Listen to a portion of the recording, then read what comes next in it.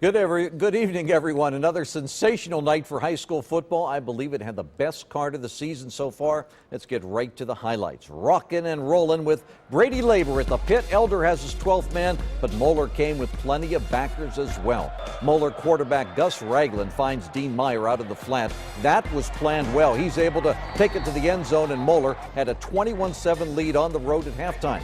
Then first drive of the second half. Ragland calls his own number. It's blocked well. He goes in from 7 yards out. The Crusaders taking firm control of this game, up 3 touchdowns. Elder didn't quit. You don't do that at home. Peyton Ramsey throws across the middle to Nick Hall. He's able to score with this one, so the Panthers get back a touchdown. But Moeller then puts the game and the GCL South title away as Sterling Nose races 42 yards for the touchdown. Moeller wins tonight 35-14. The Battle of North Bend Road took place on the turf of Tom Balaban Field tonight. The Bombers of St. X beat LaSalle 24-16. And a reminder, you can see all the scores at the bottom of your screen on the Meyer Bottom Line. Let's go to the GMC. Philip Lee up to Lakota West. Fairfield there looking to open the season at 7-0. But it was Lakota West that set the tone. Michael Horton was eating up the big yardage for the Firebirds as they drove it down the field. And it was Horton who took it in from 2 yards out. West had a 7-0 lead. Fairfield just had trouble stopping the run, but Lakota West was able to stop Fairfield on the other side of the ball. However, they did manage a 40-yard field goal by Ryan Nuss, and that made it 7-3 early. You thought it might be close. But late in the second quarter, the Birds' Malik Grove took it in for another touchdown, and Lakota West rolls tonight 35-3. Let's stay in the GMC to Colerain, where Sycamore took its 5-1 record, hoping to beat the Cards for the first time since 1996. But the Aviators weren't able to move the ball on their first possession, so Colerain took over. First play from scrimmage, the very elusive Kelvin Cook called his own number and ran here and there, and 63 yards for a Cardinals touchdown. Gets even worse if you make mistakes against Colerain, and that's what happened to Sycamore. Bad snap on a punt gave Colerain great field position.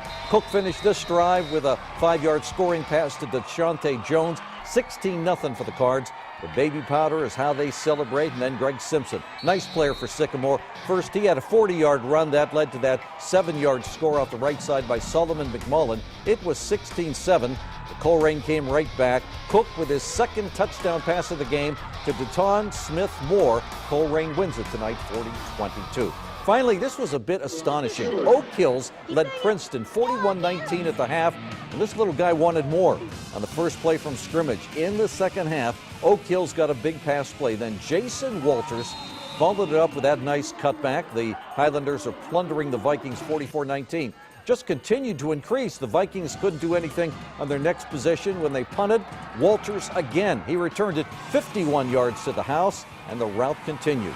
Call it the Jason Walters show. Yet another TD called back because of penalty, but on a 4th and 5 from the 33, he took a screen pass down the right sidelines, and then he dove in for the end zone. The ref said his foot was out, but Mark Slaughter slowed this one down, and he begs to differ. Really didn't matter because on the very next play, Brock Schubert waltzed in. This was a crushing Oak Hills with a 72-25 victory.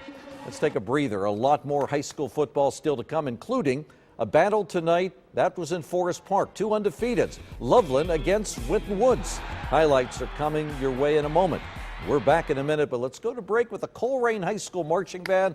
Okay, Colerain grads, sing along. Here's your alma mater.